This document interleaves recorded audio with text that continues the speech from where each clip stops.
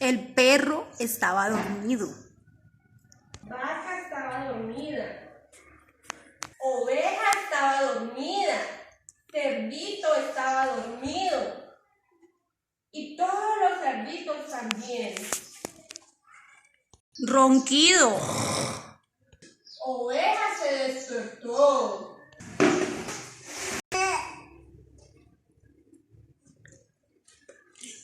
Cerdita y cerdito se despertaron.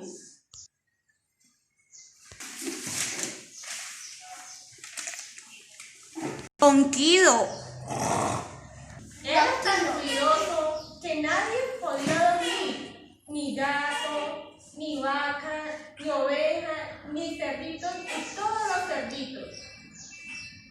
Ronquido. ¿Qué hacemos para que el perro deje de roncar? Ya sé, dijo oveja. Se acercó al perro y dijo ¡bú! Otra vez. Ronquido. Ya sé, ¿por qué no todos cantamos? Tal vez así todos dejen de roncar y todos podamos dormir. La vaca hizo ¡bú! Ronquido. Y la oveja hizo Ronquido. cerdita dice Ronquido. Luego, al salir el sol, Gallo se despertó y cantó. Perra se levantó sobresaltando.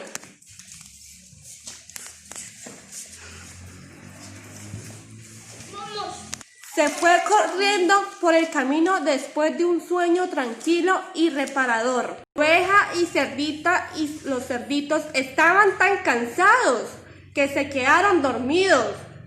¡Ronquido!